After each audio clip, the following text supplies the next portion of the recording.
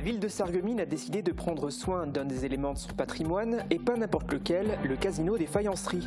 Les panneaux en céramique qui servent d'éléments de décor se sont dégradés avec le temps. Il y a de nombreux impacts qu'une équipe de 3 restaurateurs s'évertue à combler.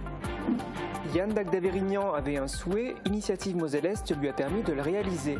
En lui accordant un prêt d'honneur, le réseau associatif a validé la solidité du dossier de l'entrepreneur. Cela lui a permis ensuite de financer son projet avec davantage de facilité. À l'aide d'un drone, son entreprise nettoie aujourd'hui des toitures. La ville de Bitche se souvient, elle organisait hier une cérémonie de commémoration à l'occasion de la journée nationale d'hommage aux harkis et aux membres des formations supplétives. Une manière de saluer le sacrifice des populations qui ont combattu aux côtés des soldats français durant la guerre d'Algérie. L'initiative est originale et elle s'inscrit tout à fait dans l'actualité. Des jeunes de la mission locale de Sarreguemines réalisent des coussins post-mastectomie. Ils sont destinés à aider des femmes atteintes par cette maladie pour les soulager après leur opération. Une action qui s'inscrit dans le cadre de l'événement mondial Octobre Rose. Bonjour et bienvenue à tous sur Mosaïque Cristal. Vous l'avez entendu dans les titres, nous évoquerons aujourd'hui les aides accordées aux entrepreneurs par Initiative Moselle-Est. Et pour évoquer ce sujet en profondeur, j'aurai le plaisir d'échanger avec Alain Schmitt, le président de ce réseau associatif. Ensemble, nous évoquerons qui peut profiter de ces aides financières et quelles formes elles peuvent prendre. Il y aura aussi une chronique. Thibaut a assisté au conseil municipal de la ville de Bitche. Il nous présentera les principaux sujets qui ont été évoqués, à savoir la nouvelle édition des couloirs de l'effroi et un point qui a fait polémique au sujet du golf. Pour l'instant, intéressons-nous à une actualité sarregueminoise. La municipalité a décidé de rénover un fleuron de son patrimoine, le casino des faïenceries. Érigé en 1890, il a subi l'usure du temps. Ses panneaux en céramique notamment avaient besoin d'être restaurés, comme vous allez pouvoir le découvrir dans ce reportage. Depuis la semaine dernière à Sarreguemines, il y a du monde au balcon du casino des faïenceries. Une équipe de 3 restaurateurs s'affaire pour redonner son lustre à l'allégorie en céramique qui se trouve à cet endroit. Leur mission doit durer 12 jours. Le panneau avait en effet perdu de sa superbe. Les peintures s'étaient écaillées, s'étaient dégradées, les vernis avaient disparu et les anciens bouchages qui avaient été faits avec différentes formes de ciment gris étaient devenus apparents. Donc là, il y avait une gêne visuelle évidente à la lecture du panneau. Nettoyer le panneau, retirer les anciens bouchages, combler les trous, préparer le support, repeindre, revernir. Les étapes de ce travail de conservation-restauration sont codifiées et à chaque fois, tout est référencé pour qu'à l'avenir, les restaurateurs qui reviendront pour redonner leur lustre au panneau en céramique du casino sachent ce qui a été réalisé en 2024. Mais là, on se projette plusieurs décennies dans le futur, car le travail actuellement mené est fait pour durer. La plupart des produits que nous avons employés sont reconnus comme stables sur environ une durée de 30 à 50 ans. Au-delà, même les scientifiques auront beaucoup de mal à se prononcer. Cette équipe de restaurateurs était déjà intervenue l'an passé pour redonner son cachet à l'allégorie d'Alexandre Sandier qui se trouve sur la façade du bâtiment. Au mois de juin dernier, ils se sont occupés du ciel japonisant. Actuellement, leur travail se porte sur cette seconde allégorie. Pour la conservation-restauration de ces 2 dernières œuvres, le montant des travaux s'élève à 33 000 €. La municipalité a pu compter sur des partenaires extérieurs qui ont pris en charge 45% de cette somme.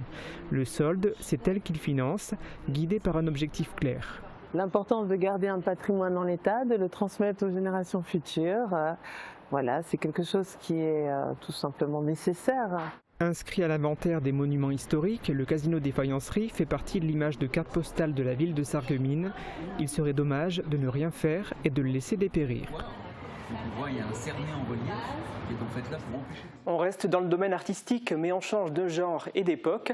À Forbach, un immeuble voué à la destruction dans le quartier Bellevue s'est métamorphosé en une véritable galerie à ciel ouvert. Les façades, tout comme les appartements intérieurs, ont été entièrement recouverts de graffitis réalisés par 36 artistes internationaux. Une explosion de couleurs et de créativité à découvrir jusqu'au 13 octobre, avant que le bâtiment ne disparaisse. Retour en images sur cette œuvre éphémère qui intéresse de nombreux curieux dans ce reportage d'Émilie Capodici.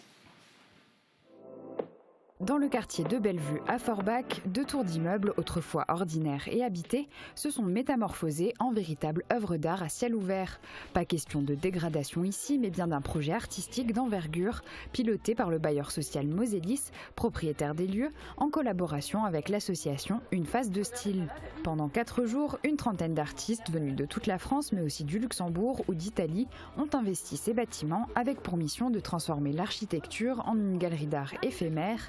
Ils n'ont pas seulement décoré les façades extérieures, mais également les appartements, les cages d'escalier, chaque recoin de ces immeubles.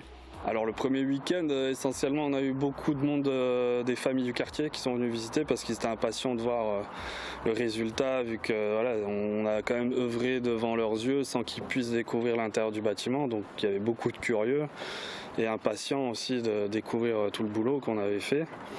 Et là, pour un premier week-end, on a déjà eu des gens qui sont venus exprès de Lens, de Strasbourg, de Metz, Thionville, de Nancy. On a déjà eu du monde. Là, ce week-end, on vient de recevoir des gens du Périgord qui viennent d'arriver. Donc ça fait plaisir de voir que ça peut réunir des gens de partout. On suit Une Phase de Style et le Skull, et on a déjà été à Frascati, on les suit en fait sur les réseaux, donc là où ils sont. Alors on est passionné de graffiti, on suit ce qui se fait un peu partout, on connaît d'autres festivals et d'autres activités du même genre, donc on voulait en profiter pour voir maintenant certains graffeurs qu'on a eu l'occasion de rencontrer. C'est vachement sympa, je trouve, parce que finalement les habitants du quartier peuvent venir visiter, voir cette expo qui est gratuite en plus, il faut le souligner. Ça crée, oui, c'est gratuit et ça crée une nouvelle dynamique et une rencontre. C'est bien que les gens se rencontrent. Chaque appartement a été confié à 2 graffeurs qui ont eu carte blanche pour y imprégner leur style et leurs idées. Un projet unique où chaque artiste a pu s'exprimer librement. En ce qui me concerne, c'est la première fois que je faisais un appartement. J'ai toujours plus l'habitude de faire sur des murs des graffitis plus classiques. Donc là, c'était vraiment penser le graffiti en mode 3D et comment investir au mieux le lieu.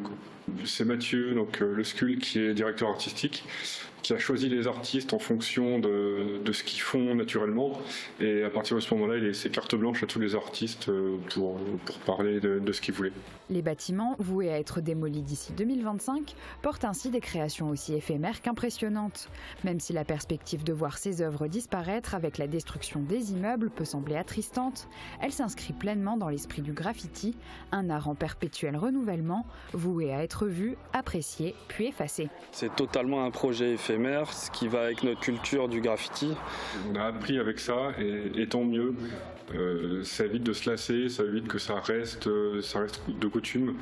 Et donc le côté éphémère, il faut profiter de l'instant. On sait que c'est à cet instant-là qu'il faut être. Et si on l'a pas vu, tant pis, il y en aura d'autres. Et voilà, ça permet de ne pas se lasser en tout cas. Si vous souhaitez vous aussi vous plonger dans cet univers immersif, sachez que la galerie est ouverte gratuitement au public les samedis et dimanches de 10h à 17h jusqu'au 13 octobre. Une opportunité rare de découvrir le graffiti dans toute sa splendeur avant que ses œuvres ne disparaissent à jamais. Il est temps à présent d'échanger avec Alain Schmitt, le président d'Initiative Moselle-Est. Alors le nom peut sembler un peu abstrait. Qu'est-ce que c'est Initiative Moselle-Est ? Initiative Moselle-Est, c'est 2 choses, Initiative et Moselle-Est. Alors Initiative, c'est le premier réseau associatif de proximité de soutien aux créateurs et repreneurs, développeurs d'entreprises en France. Okay. Donc on est un réseau qui a pignon sur rue et que vous trouverez sur tous les réseaux sociaux sous Initiative France. Initiative Moselle-Est, c'est la Moselle-Est. C'est l'héritage des houillères qui ont été les créateurs, les implantateurs de l'initiative il y a 25 ans aujourd'hui, puisqu'on fêtons les 25 années de présence sur ce territoire, qui couvrent donc les 2 arrondissements de Sarreguemines et de Forbach-Boulay. Qu'est-ce que vous faites ? Je crois que vous apportez de l'aide aux porteurs de projets et j'aimerais savoir quelles sont les conditions pour bénéficier de ces aides. Alors, nous apportons 2 aides significatives, 3 aides significatives à des porteurs de projets. Et c'est bien que vous l'évoquiez, nous ne finançons pas l'entreprise en tant qu'objet social, nous finançons des porteurs de projets, des repreneurs ou des créateurs d'entreprises, donc des personnes physiques. Alors ces personnes physiques, on leur apporte d'abord un financement. Le financement, il est double, il émane soit des fonds propres d'Initiative Moselle-Est, à concurrence maximum de, en moyenne, 10 000 euros. Et nous avons la chance de bénéficier d'un abondement au niveau de la BPI, la Banque publique d'investissement, avec qui nous travaillons en étroit partenariat, qui mobilise aussi à peu près les mêmes sommes que nous. Ce qui fait que concrètement, l'année dernière, pour notre territoire de Moselle-Est, nous avons engagé 730 000 euros. En gros, à parité entre la BPI et nous. Alors ces prêts sont des prêts non affectés, non garantis, à taux zéro. Donc dans la situation d'aujourd'hui où un établissement financier vous prêtera entre 4 et 6% en taux d'intervention pour financer du besoin en fonds de roulement, nous vous le finançons pour peu que vous soyez éligible à un taux zéro. Je vous propose qu'on regarde un exemple concret avec un porteur de projet qui a donc fait appel à vos services pour créer son entreprise. Ça se passe à Ambar et Thibaut Desmerlet l'a rencontré. C'est un accompagnement financier qui a eu son importance. Yann Dacdeverignan a créé son entreprise HP Drone System à Ambar en mars 2024. L'espace entreprise de Sarreguemines l'a accompagné dans ses démarches. Il a ensuite candidaté pour un prêt d'honneur Initiative Moselle-Est, un réseau associatif de financement et d'accompagnement des créateurs, repreneurs et développeurs d'entreprises. Son dossier a été validé devant la commission. Déjà, il a apporté la confiance parce qu'il a fallu présenter le projet, l'innovation, et il y a eu une certaine validation de mon projet, et ça avait une importance pour moi. J'aurais pu aussi faire ce projet, mais je pense qu'être accompagné, être entouré, avoir l'avis de personnes, c'est très important.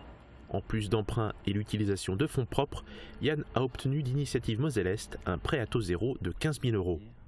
Le coût du drone et de ses accessoires atteint déjà les 30 000 euros. Chargé d'affaires dans le photovoltaïque, il a voulu avoir une activité parallèle. Il utilise un drone pour du nettoyage en hauteur, notamment les toitures des bâtiments. Le drone est relié au sol par un tuyau qui achemine le produit jusqu'à la lance pour le pulvériser. En sachant que pour intervenir sur des chantiers, j'ai quand même besoin, je travaille en collaboration avec une autre entreprise pour m'assister pendant le vol.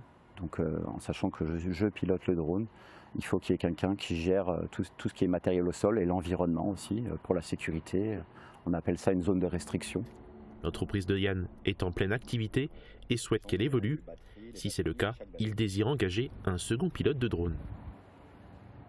Donc, comme je le disais, là on est vraiment dans le concret avec cet exemple. Il a donc reçu 2 prêts à taux zéro précisément, un de 8 000 euros et un de 7 000 euros, qui lui ont permis après, je crois, par effet de levier, d'obtenir des prêts bancaires à des taux plus intéressants que s'il n'avait pas eu votre aide, l'aide donc d'Initiative Moselle-Est. Absolument. Merci pour ce très beau reportage qui fait déjà la synthèse de notre activité. En fait, il y a 3 niveaux d'intervention qui ont un sens. Le premier niveau, c'est que lorsque le contact est pris avec M. Jean-Michel Crémer, notre directeur opérationnel, qui est logé à Espace Entreprise, tout près d'ici, à Sarreguemines, il y a validation d'un dossier. C'est une validation de techniciens, mais c'est une validation. Et ça permet aussi d'aider de façon significative souvent l'ingénierie du dossier. Et donc le porteur a présenté un dossier de qualité qui devra ensuite être validé, et c'est la deuxième étape, par un comité d'engagement où siègent des bénévoles, mais qui sont des bénévoles issus du monde bancaire ou des bénévoles anciens patrons d'entreprise, donc ça a un sens. Cette validation est généralement reçue de façon extrêmement favorable par les autres acteurs du développement économique que sont nos banquiers. Et donc effectivement, à ce stade-là, ça fait effet de levier, c'est de l'argent qui apparaîtra dans les fonds propres de l'entreprise et qui permettra de faire un effet de levier significatif. Pour l'année dernière, donc je disais que nous avons versé 730 000 euros, ces 730 000 euros ont permis de lever près de 5 millions d'euros auprès des établissements financiers. Combien de dossiers vous sont présentés chaque année et combien vous en acceptez ? L'objectif que nous sommes fixés, le conseil d'administration et moi-même que nous avons fixé, c'est de faire au moins 50 dossiers par an. L'année dernière, nous en avons fait 54. Alors ça se décline sur base, disons, on va arrondir, une centaine de contacts sont pris par des entreprises au niveau d'Espace, au niveau de M. Crémer, qui lui décante en fonction de la recevabilité du dossier. Le dossier est beaucoup trop en amont, il n'est pas recevable à notre niveau. Il faut que le dossier arrive dans une phase de maturation où on sait où il va aller et on sait à peu près ce qu'il va faire. On donne un coup de main pour le faire, mais ils ne sont pas tous recevables. Et donc l'année dernière, le comité d'engagement, on a vu passer une soixantaine et on a validé 54. ce qui est un bon résultat pour un exercice d'initiative. Il me disait, pour lui, c'est pas fini parce qu'il compte également obtenir une subvention, cette fois-ci de la part d'A2I, également de 5 000 €.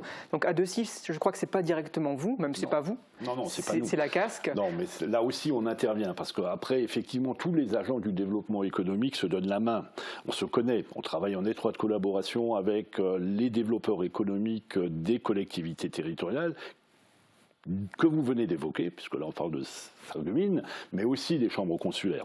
Alors si on parle de Sarreguemines, Sarreguemines fait partie des 9 principaux bailleurs de fonds de Initiative Moselle-Est. Nous dépendons et nous rendons compte au niveau de notre conseil d'administration d'abord, mais aussi au niveau de nos échanges avec les présidents des intercos de Moselle-Est, les 9 intercos de Moselle-Est, dont bien sûr Sarreguemines est un des acteurs majeurs.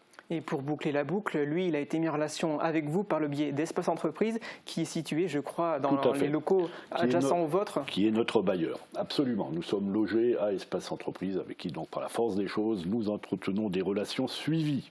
Donc rue du Champ de Mars à Sarreguemines, pour ceux qui ne savent pas forcément. Absolument. Où ça Donc peut si vous situer. appelez Espace Entreprise, vous serez, pour peu que vos dossiers correspondent à des besoins exprimés en matière de financement, mis en relation avec Jean-Michel Crémer et avec Initiative Moselle-Est. Mais ce qui est vrai pour Sarreguemines est vrai pour toutes les intercos de Moselle-Est. J'insiste là-dessus. Ce que nous cherchons en ce moment, c'est des bénévoles. Je vous l'ai dit, nous fonctionnons grâce à 40 personnes qui sont des bénévoles non rémunérés, qui mettent un peu de temps et beaucoup de compétences à disposition de l'association pour qu'elle vive, parce que nous assurons aussi, et ça je n'en ai pas encore parlé, un parrainage auprès d'entreprises qui se sentent un peu faibles sur certains aspects du développement entrepreneurial. Et nous avons dans nos parrains d'éminents experts comptables, d'éminents banquiers et d'éminentes personnes, anciens dirigeants d'entreprises, qui mettent un peu de leur temps à disposition de ces entreprises pour les assister, les aider pendant la période de mise à disposition des fonds de l'Initiative Moselle-Est.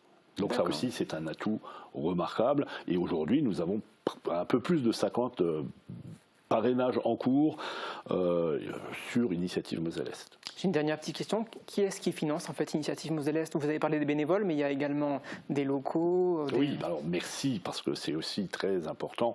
Historiquement, donc on a été créé, on a été implanté, on n'a pas été créé, on a été implanté en Moselle-Est en 99, et c'était une initiative des houillères du bassin de Lorraine. Ça rejoint aussi l'idée de Moselle-Est, puisque je rappelle que la Moselle-Est est une invention de l'époque qui devait couvrir le champ de chalandise des mineurs qui allaient travailler dans le bassin houiller. Ça vient de là, l'idée de Moselle-Est. Et donc, à l'époque, créée par les houillères mettaient à disposition et du personnel et des moyens par le biais du FIBM, du Fonds d'industrialisation des bassins miniers. Lorsque les houillères ont disparu, lorsque le FIBM s'est éteint, il a fallu trouver des solutions palliatives parce que tout le monde était d'accord pour dire que l'outil était utile. Donc, le président de l'époque a fait le tour des intercos en disant au président de l'époque, si vous voulez que l'outil se survive, il va falloir nous aider financièrement. Ce qu'elles ont toutes accepté et qu'elles acceptent encore aujourd'hui, puisque nous vivons sur la base d'une convention triennale avec les 9 intercommunalités de Moselle-Est qui nous finance à concurrence de 30 centimes par habitant, ce qui n'est pas non plus un budget exorbitant. Comme nous sommes 300 000 en Moselle-Est, ça fait à peu près 900 000 €, à quoi il faut rajouter des concours de la région Grand Est et quelques concours d'entreprises locales ou d'opérateurs locaux, comme Groupama par exemple, qui viennent nous rejoindre, ou nos banquiers. Et donc j'en profite aussi pour faire appel aux entreprises et aux groupements d'entreprises locaux, si elles peuvent nous aider dans le cadre, y compris de leurs propres problématiques de soutien à l'économie locale, elles seront toutes le bienvenu et nous les accueillerons avec grand plaisir.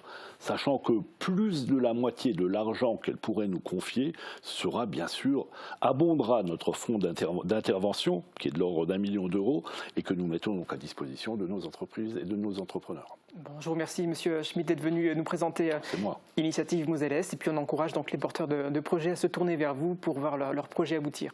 Venez nombreux, nous sommes à votre disposition. Le message est passé. Merci beaucoup. On va continuer en nous intéressant à présent à la mémoire.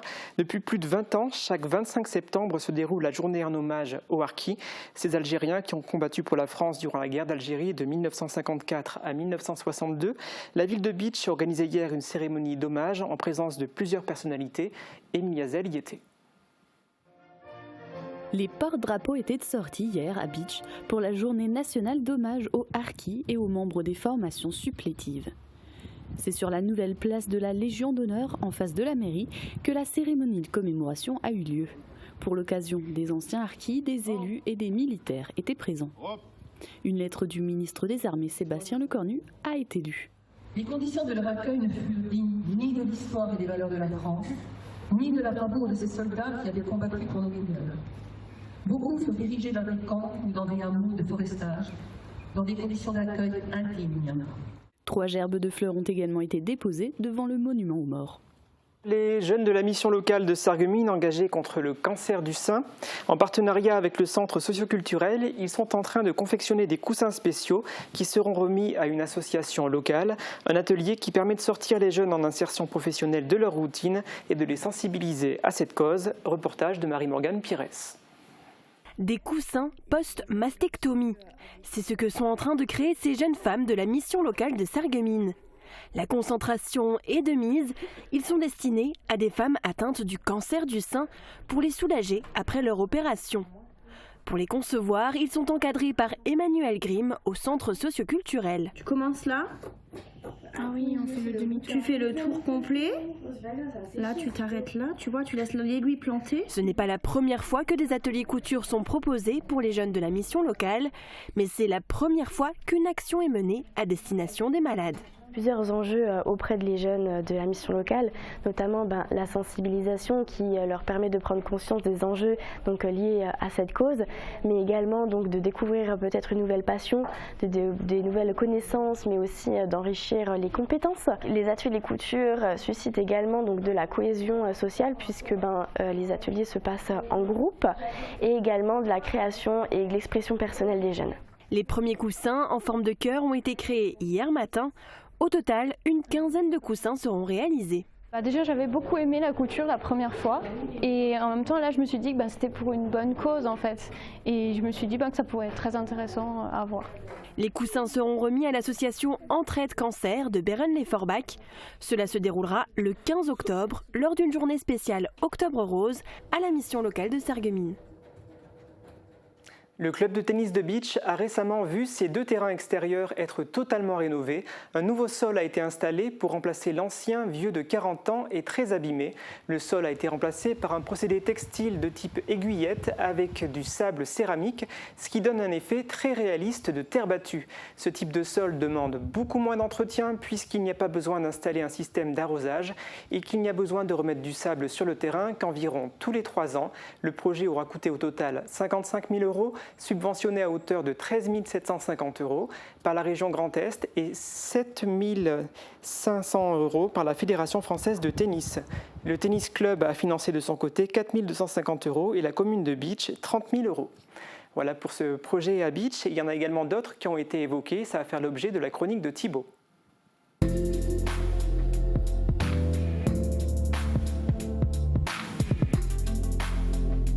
Thibaut, c'était donc le conseil de rentrée pour l'équipe municipale de Bitche. Tu reviens sur l'ordre du jour pour nous présenter quelques points et notamment un point en particulier qui était même retiré de la séance. Et oui, il s'agissait de la vente de terrain pour la réalisation d'un projet d'hébergement de loisirs et touristique sur le site du golf municipal. La société Arbati, qui est une entreprise de Brissauer, souhaite réaliser ce projet sur plus de 14 400 m².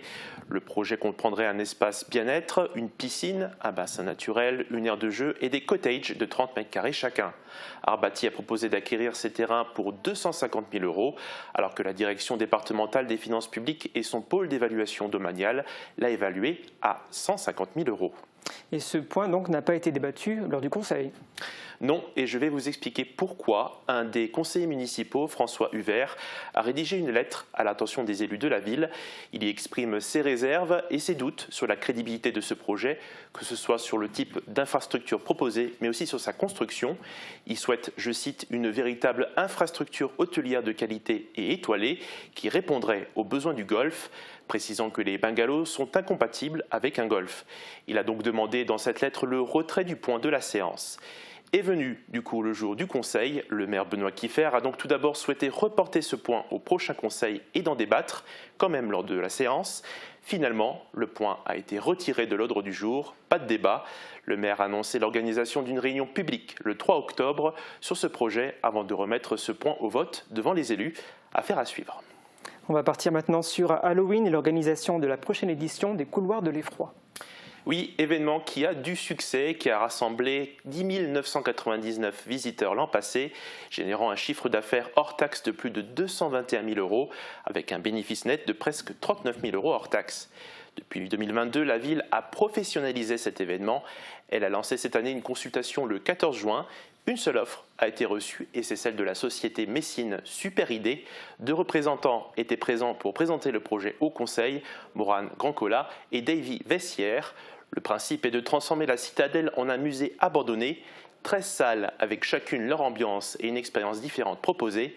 Il y aura également une scénographie extérieure et une selfie room pour se prendre en photo. Super Idée souhaite proposer une expérience immersive en y intégrant les nouvelles technologies et de la modernité. Je ne vais pas trop vous donner de détails pour laisser la surprise aux futurs visiteurs.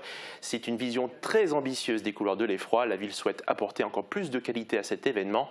Il y a plusieurs dizaines d'acteurs professionnels, des maquilleurs professionnels, bref, une très grosse équipe.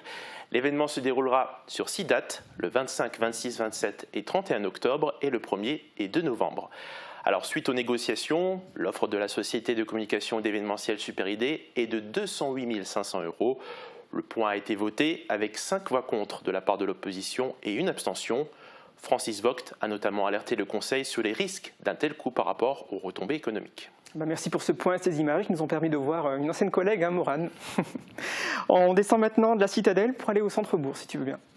Oui, le point rapportait que des modifications et adaptations du projet qui étaient nécessaires. On parle bien de la phase 1 de la requalification du centre-bourg. Des projets d'avenant ont été donc réalisés avec 3 entreprises différentes pour un montant total de plus de 71 000 €. Une inauguration aura lieu ce samedi concernant cette première phase de la requalification du centre-bourg. Et on finit sur du sport avec une participante originaire de Bitche qui va participer à un événement de renommée mondiale. Et oui, la ville a souhaité soutenir la triathlète Noémie Lettstelter en lui versant une somme de 150 €. Elle participe au championnat du monde Ironman, une compétition qui rassemble 3 épreuves, de la nage, 3,8 km en moins de 2h15, du vélo avec 180 km à faire en moins de 10h45 en comprenant le temps de la nage, et une course à pied de 42 km. J'en transpire déjà.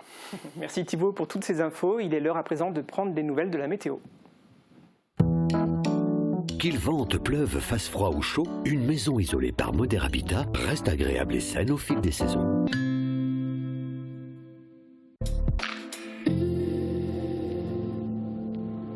Bonjour tout le monde, après la pluie vient le beau temps.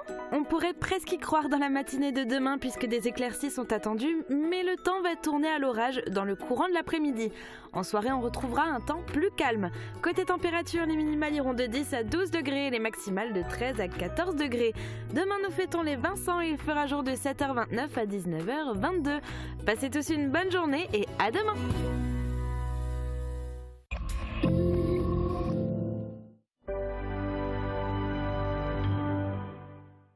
Réservez votre soirée du 4 octobre pour une performance captivante à la salle socioculturelle de Götzenbrück dans le cadre du festival Euroclassique. Découvrez Con Foucault du trio Cantiga Baile où 2 musiciens et une danseuse spécialiste des castagnettes réinterprètent le répertoire espagnol et classique.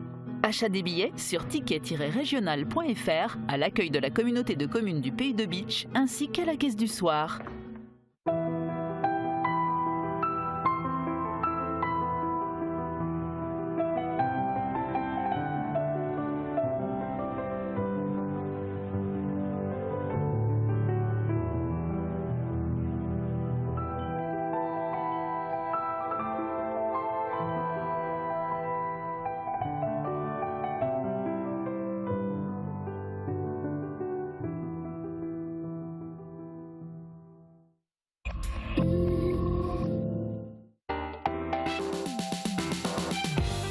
retraités, secouristes, juges d'athlétisme, commentateurs d'épreuves, entraîneurs de lutte, les 4 invités de Polygone ont œuvré pour les Jeux Olympiques.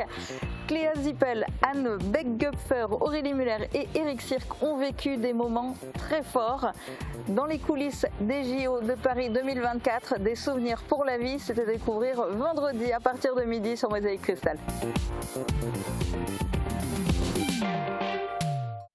Ouvrons à présent une page sortie. Mardi 1er octobre, à la médiathèque de Sarreguemines, aura lieu une table ronde sur les jeunes aidants. Ils ont moins de 18 ans et ils apportent une aide significative et régulière à un proche malade. Cela a un impact sur leur scolarité et sur leur vie sociale. Cette table ronde a pour but de sensibiliser les professionnels de santé et les professionnels de l'éducation nationale et le grand public à cette thématique. On reste à Sarreguemines, mais on va cette fois aux archives municipales pour une conférence qui aura lieu jeudi 3 octobre à 19h. Entre silence et non-dit, les protestants d'Alsace face au nazisme, c'est le thème de cette conférence qui sera donnée par Michael Weckel, qui a effectué d'importantes recherches historiques sur ce sujet. Si vous êtes intéressé, ne manquez pas également la tournée des fermes organisée ce dimanche par la même, dans une dizaine d'exploitations de Moselle-Est. Animation, repas et petite restauration vous attendent, l'occasion aussi de découvrir un univers particulier, à savoir le monde paysan. Et n'hésitez pas à aller aussi régulièrement sur la page Facebook de Mosaïque Cristal, vous y retrouverez tous nos reportages, des bonus et de temps en temps des jeux concours. En ce moment d'ailleurs, vous pouvez participer au tirage au sort pour gagner un chèque cadeau de 300 € au bricomarché de Beach.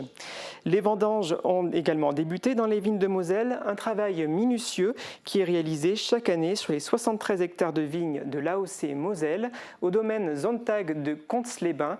Claude et sa fille Mélanie récoltent les raisins durant une quinzaine de jours, aidés par une vingtaine de personnes. Un reportage réalisé, cela ne s'invente pas, par Marie Vin.